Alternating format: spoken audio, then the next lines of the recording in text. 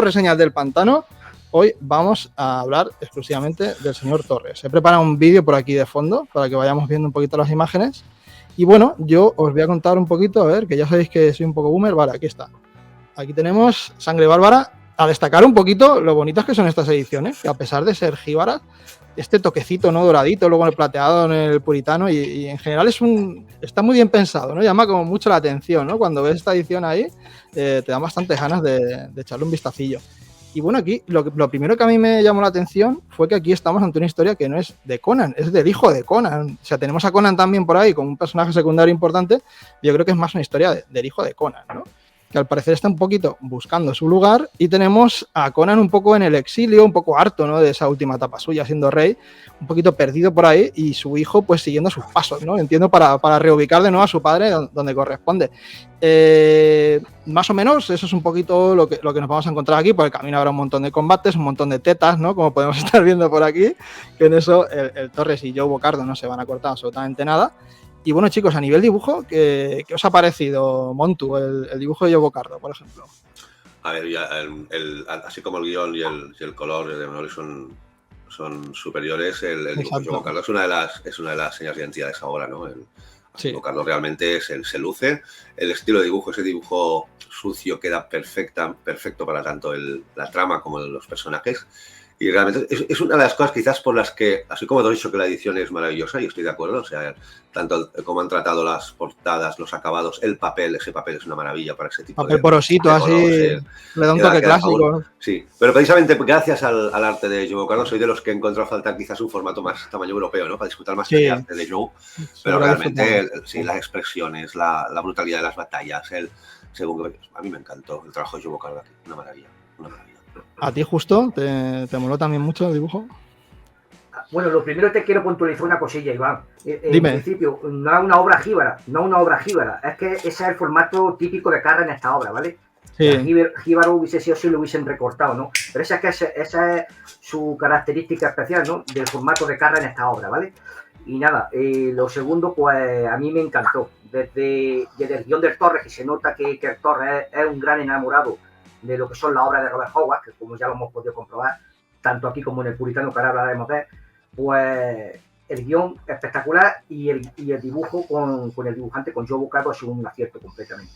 Y luego, otra cosa que no hemos comentado, el color de Manoli Martínez le ha dado ese auge de grandeza a esta obra. Para mi top, el año pasado, si pudiste ver mi top, fue el número 2 de mi top. O sea que una gran obra. Lo del color que apuntáis es muy interesante, porque luego veremos que en la siguiente obra, y entiendo en la que cerraría ya esta trilogía de Howard, se va a mantener el mismo colorista, la misma colorista, y lo que le da una cohesión, ¿no?, también a lo que es toda esta trilogía, que es muy interesante, porque es verdad que aunque cambiamos de dibujante después en el puritano, sí que se ve un poquito que forma parte de un todo, ¿no? A mí sí que me dio esa sensación cuando lo leía.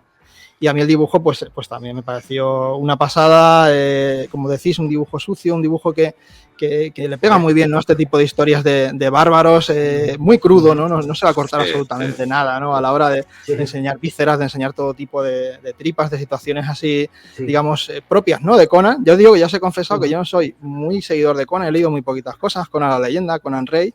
Y esto me pareció una aproximación interesante, y una de las cosas que más me gustan a nivel guión, al margen de estas dos tramas, ¿no?, que se desarrollan un poquito en paralelo y luego se van juntando en ciertos momentos, el rollito paternofilial, ¿no?, que yo creo que funciona muy bien en este cómic. Tenemos pequeñas pinceladas de la relación un poco padre-hijo, que eso fue una cosa que me gustó mucho también. Sí, para mí es una de las claves de la obra, la relación entre padre e hijo. Para mí quizás, para mí es el eje más profundo de la obra. Luego, evidentemente, hay la trama de batallas, la trama de rivalidades entre los tribus, etcétera, pero para mí la esencia de la obra es eso, la relación entre el padre e hijo, como muchos otros padres e hijos, ¿no? El hijo ve el mundo y las maneras de afrontarlo de una manera completamente diferente a su padre, aunque, como dice el título, ¿no?, tiene sangre bárbara y sigue siendo un bárbaro, pero completamente diferente. Prefiere pensar más las cosas, ser más analista, más objetivo, y no dejarse tanto ir por los instintos. Pero tanto eso como las últimas páginas, que es cuando se profundiza más en el tema entre padre e hijo, para mí es una de las claves de la obra. Sí. A mí justo, para alguien como yo, que ha leído poquito Conan, yo lo recomendaría mucho para incluso nuevos lectores. Creo que no te pilla desubicado. Está claro que habrá muchos guiños, muchas cositas que tú seguro que sabrás apuntar de distintas cosas que se ven aquí, ¿no? Para el más purista, ¿no? De Conan, en el que lleva más tiempo leyéndolo. Pero creo que para alguien que empieza funciona también muy bien. La historia se comprende, se nota que es un rollito crepuscular, las últimas historias de Conan, que el tío, aun estando viejo, no le da bien a la marcha, ¿no? Porque vemos que tiene también ciertas situaciones ahí potentes, ¿no? Con mujeres y demás. Sí, y creo que a mí me ha funcionado, ¿eh? Como un trabajito así para alguien que no conoce mucho el personaje, me ha funcionado bastante bien, la verdad. Tenía un poquito ese miedo, ¿no? A perderme, pero no. Sí. Vamos, Iván, yo tuve el placer de que cuando conocí aquí en Úbeda a Juan el Torres, se sacó su móvil y empezó a enseñarme todas las viñetas que iba a ser, de lo que iba a componer Sangre Bárbara, y se lo dije yo, digo, pero Juan, poner un TV o un cómic de Conan, para gente que no sepa, se van a perder. Dice, no, dice, lo voy a hacer con la idea de que el que no haya leído nunca Conan lo entienda. Y ha sido así. Mucha gente, tú mismo lo estás diciendo, ha leído poquito y lo ha entendido bien. Se quedarán algunas pequeñas lagunas, como tú has dicho, que bueno, los que llevamos muchos años leyendo Conan lo entendemos. Pero bueno, no son cosas importantes puntualizando, ¿sabes? O sea que ahí no, la historia se entiende genial. Sí, en ese aspecto creo que el Torres lo hizo muy bien, porque compaginó los detalles o los homenajes que a los veteranos nos entran en el corazón. Yo, por ejemplo, no soy tan experto en Conan como el maestro Justo, pero lo leo desde hace muchos años. Y son cositas que te entran en el corazón, pero a la vez lo compaginó perfectamente con una historia para los nuevos lectores que la puedes leer perfectamente fluida, sin ningún problema. Yo sé que intercambiando opiniones con gente que se había leído, claro, no podemos entrar mucho en detalle, pero hubo como cierta polémica con el final, que hubo gente que no la acabó de convencer y demás. No sé qué opináis de esto, cómo podemos abordarlo de manera que no spoileemos. A ver, yo las dos polémicas que yo vi más con los veteranos muy fans de Conan, la primera fue que el protagonista no era Conan, que era su hijo, que a mí personalmente no me molestó. Y la segunda, pues según qué rasgos del carácter de Conan, Conan el bárbaro de toda la vida no diría eso, ¿no? No haría eso, ¿no? Pero también tenemos que afrontar que el Conan que leíamos era un Conan más joven, que no le había pasado según qué defunción de una persona muy próxima a él, que yo, por ejemplo, ahora, no sé si sabéis, pero a medida que me han pasado los años hay muchas cosas que veía de una manera y ahí las veo de manera completamente diferente. Exacto. Y el paso de los años debe afectar a todo el mundo, en mi opinión, mi modesta opinión, el paso de los años te afecta a todo el mundo, incluso a Conan, ¿no? Es así. Pero bueno, cada uno, ya sabemos que los personajes están emblemáticos, que han entrado tanto en el corazón de según qué lectores. Hay lectores. Exacto, según que toques puede joder. Como pasa con las películas muchas veces, ¿no? Que eres enamorado de un personaje, vas a ver la peli, hostia, ¿qué me han hecho? Pero has de entender que es otro medio, otro sistema de comunicación, ha de verlo mucha más gente aparte de los enamorados. De hecho, yo quisiera puntualizar que, vamos, lo que estábamos acostumbrados a un Conan muy marvelita, o sea, lo que adaptó Marvel a sus cómics, a sus tebeos, ¿no? Sin embargo, Juan se ha basado en lo que es el autor, o sea, los personajes de Robert Howard, tal como él los concibió. De hecho, mucha gente preguntaba, incluso me preguntaba a mí, pero bueno, ¿por qué le han puesto al hijo de Conan cuando siempre ha sido Con? Digo, Con fue una invención de Roy Thomas para el hijo de Conan, para Marvel.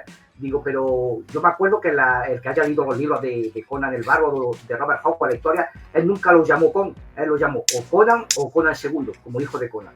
O sea que lo que podemos decir es que en este caso Juan el Torres se ha basado mucho en lo que es el autor de este personaje, de Robert Howard.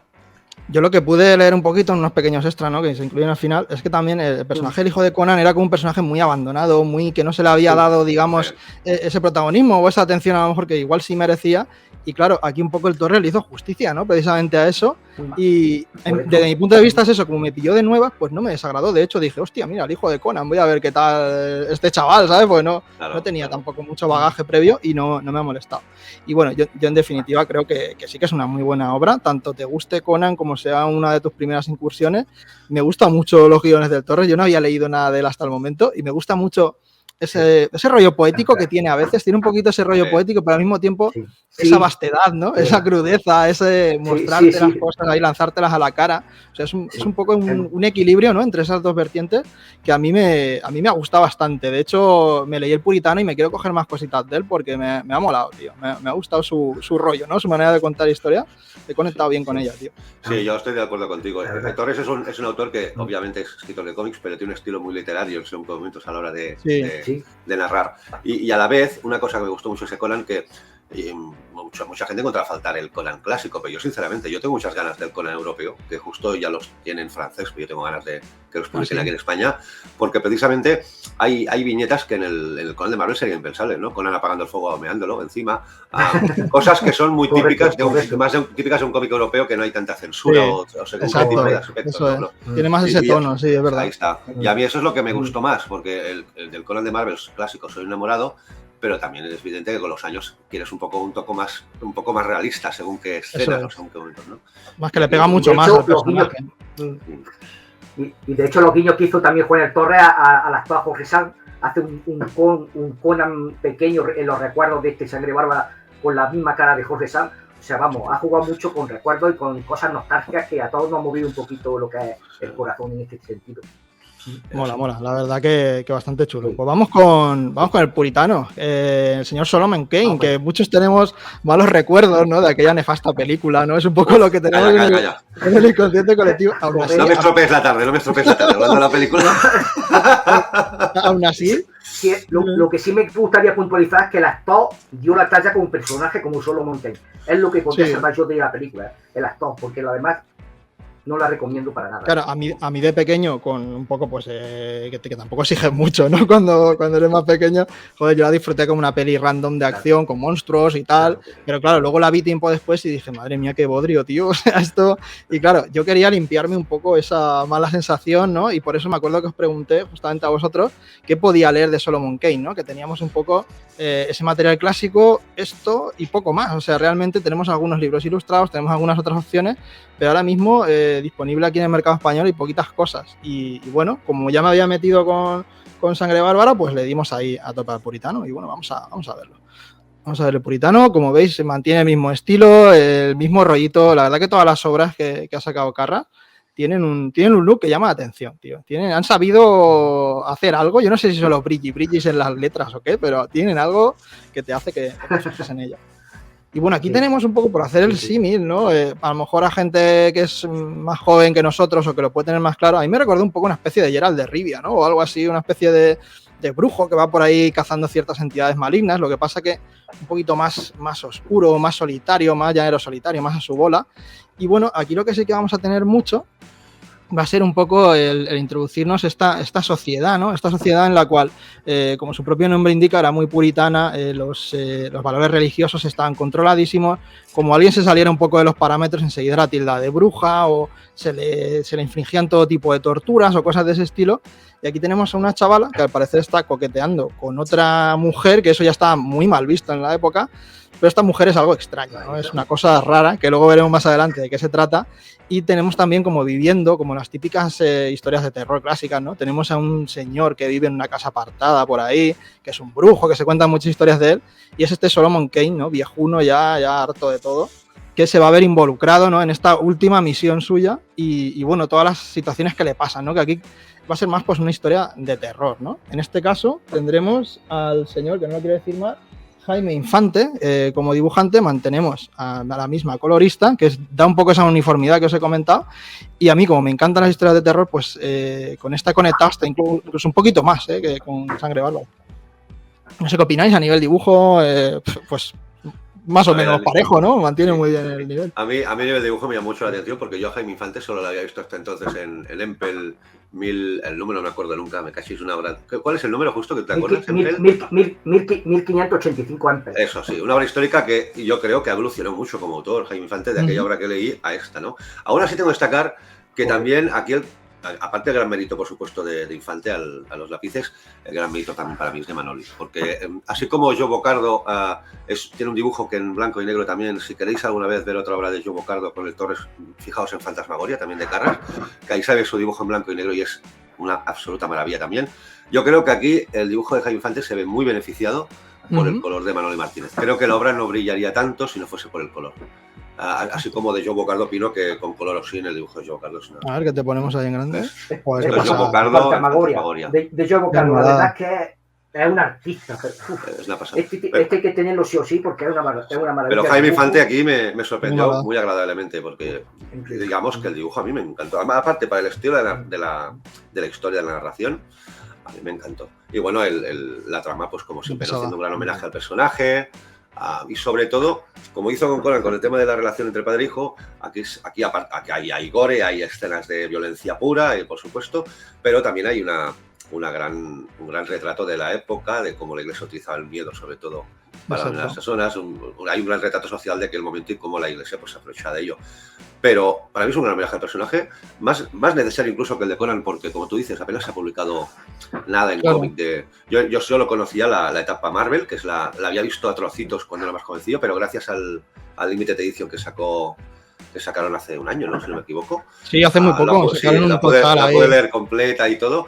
Pero para los nuevos lectores recomiendo mucho más, por supuesto, el puritano que aquella época, que es una narración más clásica. No, este tipo de historias crepusculares, ¿no? Con las que parece que está jugando mucho el Torres con las obras de Hogwarts, es que funcionan siempre muy bien. Es que a todo el mundo le mola ese héroe cansado, viejo, que se enfrenta a su última misión. Así, tiene algo muy atractivo eso. Sí. A mí es muy rollo western eso también lo hemos visto mucho en mucho western.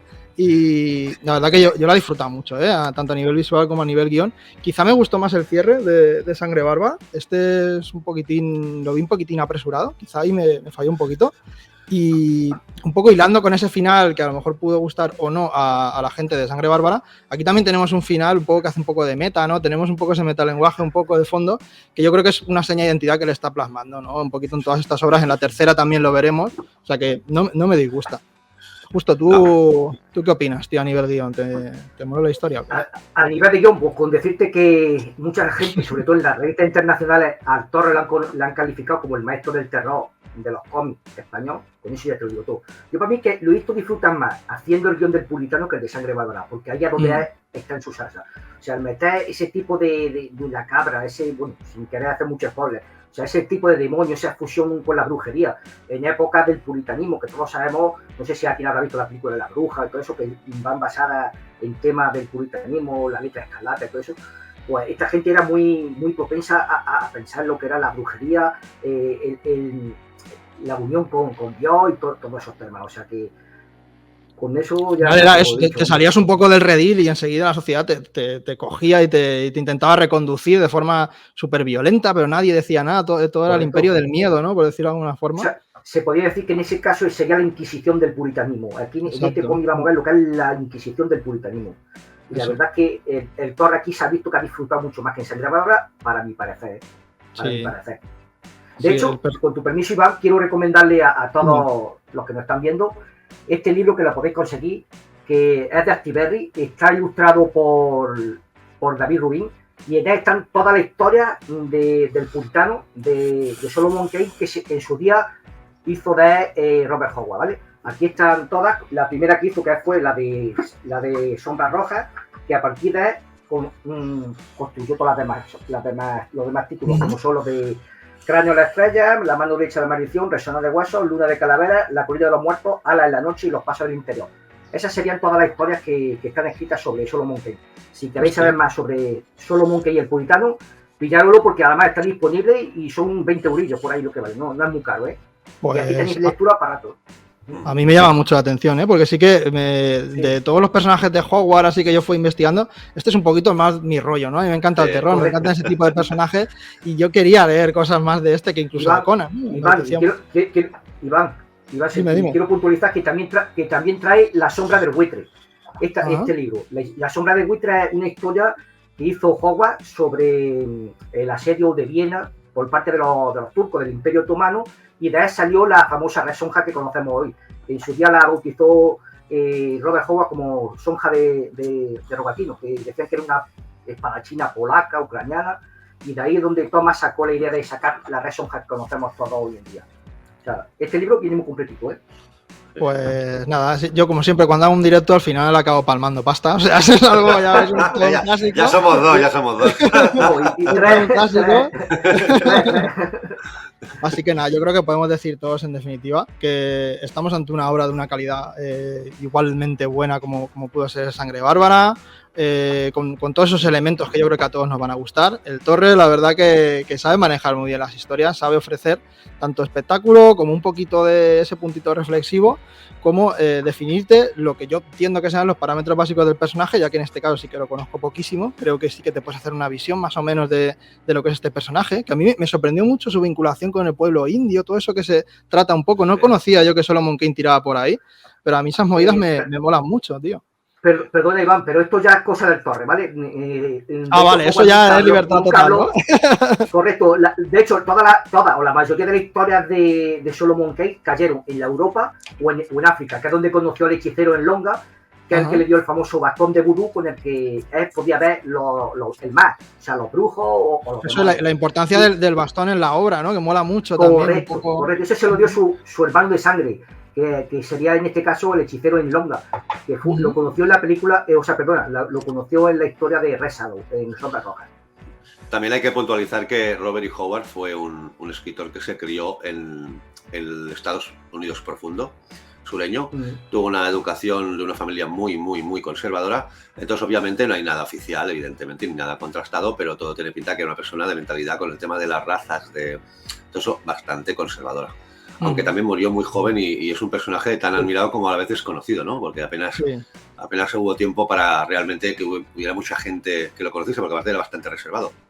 Pero lo que hay que reconocer al Torres es que a pesar de ese pequeño matiz, es un autor que ha respetado al 100% la esencia de los personajes. Se nota que siente un gran respeto por el autor original, pero a la vez ha tenido la gran particularidad o la gran virtud de adaptarlo a la narrativa actual comiquera y que lo puedan leer tanto apasionados de la narrativa clásica, tanto del autor original como de las obras de Marvel, como de los lectores que están acostumbrados ya más al cómic actual, ¿no? Una narración más fluida, más viva, sin tanto diálogo. Eso sí iba a decir también, es verdad que el lenguaje de estos dos cómics es como tú dices, es como una actualización muy moderna, a lo mejor a lo que podemos estar acostumbrados a las series televisivas, ¿no? A las cositas que tenemos hoy en día, a la que se va aficionando la gente. Encima no es excesivamente largo, son como 3 o 4 capítulos, más o menos te cuenta bien la historia, te define un poquito, tiene una distribución de guión muy básica, ¿no? Nudo desenlace, te culmina la historia y te quedas con una sensación muy, muy chula, la verdad. Por un poquito poner el broche final a la grupo reseña, que bueno, ya en comentarios decidnos lo que queráis, que ahora luego contestaremos un poquito algunas dudas. Sí, hay unos cuantos que están interesantes de comentarios. Sí, pues ahora lo vemos. ¿Vosotros pensáis cuál creéis que va a ser el tercero, el que cierre esta trilogía de Hogwarts? ¿Tenéis vuestra quiniela personal? Que hable justo aquí. De hecho, bueno, lo voy a decir, no creo que el Torres se enfade porque de hecho él mismo lo ha dicho, incluso ya lo ha comentado. De hecho, vale. en este tercer volumen de esta trilogía va a cambiar dibujante. Va a ser Jaime Martínez, que también he estado viendo dibujos de él y es una máquina, un fenómeno. Y en este caso va a coger el personaje que para mí es muy desconocido. Mira que yo soy gran fan de la obra de Howard. Se llama El Borak. El Borak que trata sobre un pistolero que emigra a Afganistán por temas no se sabe muy bien y ahí es donde realiza la mayoría de su historia. Yo tuve el placer de verlo a Juan en Granada y se lo pregunté. Y él me lo soltó. Y le dije yo, bueno, Juan, todo el mundo pensaba que iba a poner a Cool. Sí, yo eso lo pensé. Y yo, y me dijo, pero es que poner otra vez a Cool es como poner otra vez Conan. Es más bárbaro, aunque sea un bárbaro anterior, pero va a ser lo mismo. Dice, así que estuve buscando y digo, ¿cuál va a ser mi trilogía? Y rebuscando, dice, voy a coger uno de los más desconocidos. Yo digo, podría haber cogido Bran Mort, porque Bran Mort es un personaje que tiene mucha chicha, el famoso rey Picto que luchó contra los romanos en la invasión de la Bretaña, o cualquier otro personaje, como puede ser el Almuri o otro más, ¿cómo era este? Bueno, Coleman, es que tienen los nombres un poquillo complicados. Coleman Mac fue otro personaje de él, pues no, cogió el más difícil, el que casi nadie conocemos, que es el Borak. O sea, para mí también va a ser un desconocido, para mí va a ser un sorpresón. Pero bueno, lo que se ha comentado es que va a tardar, ¿eh? Ahora mismo tiene muchos proyectos pendientes y tardará. Quizás si sale como muy pronto a finales de este año. Pues la verdad que con muchas ganas de ver un poco cómo cierra todo esto, o a ver si se anima, ¿no? Y en vez de 3, luego mete 4 o 5, o se va calentando, ¿no? Y poco a poco nos va dando ahí más personas. También hay que decir, permíteme justo, también hay que decir que Cool encuentro en que lo hagan, porque Cool no deja de ser, entre comillas muy grandes, el Conan original. O sea, en realidad es el origen. Quería redundar mucho, ¿no? Y creo que queda más interesante, ¿no? Que hay un poco esa diferencia entre uno y otro. La verdad que sí. Bueno. Iván, bueno, voy a dar una exclusiva, ya que estamos aquí. Venga, va. Muy buena gente en el chat. Bueno, yo tuve el placer fui a Granada más que nada por conocer a Joe Bucardo, que lo admiro un montón desde que vi su dibujo de Sangre Bárbara y de Fantasmagoria. Fui allá a conocerlo, a que me firmase mi Sangre Bárbara y mi Fantasmagoria. Y le dije, me cago en la mar, digo, por lo que me encanta tu dibujo, que se quede aquí la cosa. Digo, esto de Sangre Bárbara tiene que continuar. Y te voy a decir una cosa. el próximo que hagamos con Juan y yo va a tratar sobre Belly. Con eso ya te lo digo. Hostia, ahí queda, o sea, que Sangre Bárbara no se va a quedar ahí. Sangre Bárbara va a continuar con la Reina de la Costa Negra. Mola. Pues chicos, hasta aquí las grupos reseñas de estos dos comicazos del Torres. Os recomendamos mucho que les echéis un vistacillo. Además no son muy caros, no recuerdo si eran aquí 18 euritos cada uno, o sea que están bastante bien. 18 euritos cada uno, os componéis un poquito pues para gente neófita como yo, con Hogwarts, con ese tipo de obras, la verdad que funcionan todas muy bien. Y nada, dejadnos en comentarios cualquier cosilla, que ahora nos vamos para allá a ver qué nos estáis diciendo, ¿vale?